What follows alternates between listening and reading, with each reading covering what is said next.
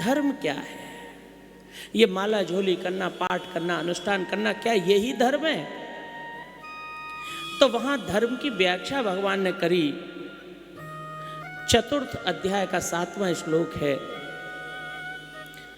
अक्षरम ब्रह्मं परम स्वभावो आध्यात्ममुच्यते भूत भावोद्भव करो विसर्ग विसर्ग कर्म संगीतः।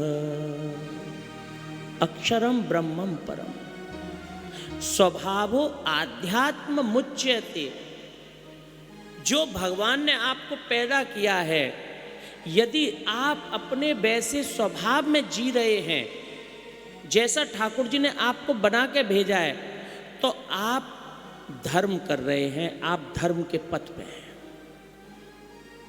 भगवान ने जो आपको बना के भेजा है, यदि आप वैसे हैं, बनावटी नहीं हैं, तो फिर आप धर्म के पथ पे हैं।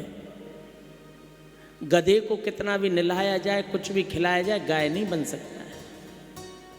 बंदर को कुछ भी नहला दो, कुछ भी खिला दो, कुछ भी पिला दो, लेकिन मानव नहीं बन सकता है।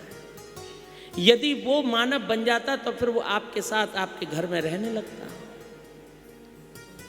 ठीक ऐसे ही मानव का भी एक स्वभाव भगवान ने बना के उसको जन्म दिया है कि तुझको मैं विवेक दे रहा हूं और किसी को नहीं दे रहा हूं। बुद्धि मानव में है, बकाया सब में थोड़ी थोड़ी बुद्धि है, जड़ बुद्धि है, लेकिन विवेक किसी में नहीं है। अपना अच्छा बुरा नहीं समझ सकता है। यदि कुत्ते को, कुकर को अपना अच्छा बुरा होता तो वो अपना मकान बना के रहता। बंदर को यदि अपना अच्छा बुरा पता होता तो बारिश का इंतजाम पहले से कर लेता।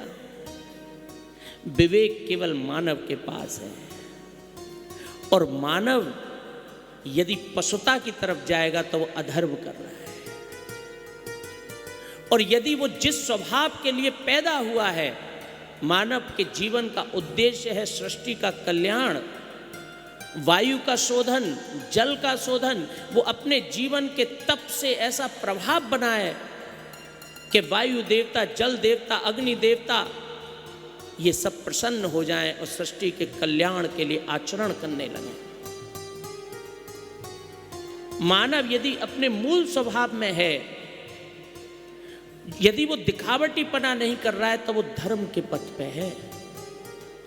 और जब आप बनावटी बन जाते हैं, जैसे गंगा नदी वहां से गंगोत्री से बही, पूर्ण आवेग में जोर की ध्वनि करती हुई गड़ गड़ गड़ गड़ गड़ गड़ गड़ गड़, और वहां आके उसको टेहरी में बांध दिया। जैसे ही उसको बांध में बांधा, अब वो नदी छोटी हो गई, और आते आते तो लोगों को पहचान खत्म हो गई कि वो एक मौसम में आके तो एक नाले जैसी रह गई, क्योंकि उसे बांध दिया। उसका मूल स्वभाव तो कुछ और है, लेकिन क्योंकि उसे बांध दिया तो अब वो मैली हो गई। ऐसे ही मानव का मूल स्वभाव तो बहुत ऊंचा है, क्योंकि आपके अंदर ईश्वर तत्व मौजूद है। लेकिन जैसे ही आप अपने आप को बांधते हैं, जैसे ही आप ये सोचते हैं कि मैं तो राजा हूं, राजा की तरह निकलूं, मैं तो इस मोहल्ले की सबसे बड़ी सुंदरी हूं, सज के निकलूं, जैसे आप सोचते हैं मैं बहुत बड़ा विद्वान हूं, मैं जरा तिलक पोटा लगा के निकलूं, चाहे आपका मन नहीं कर रहा है, लेकिन आप औरों को दिखाने के लिए वैसा कर रहे हैं, तो आप बंध गए, और बंध गए तो खो गए।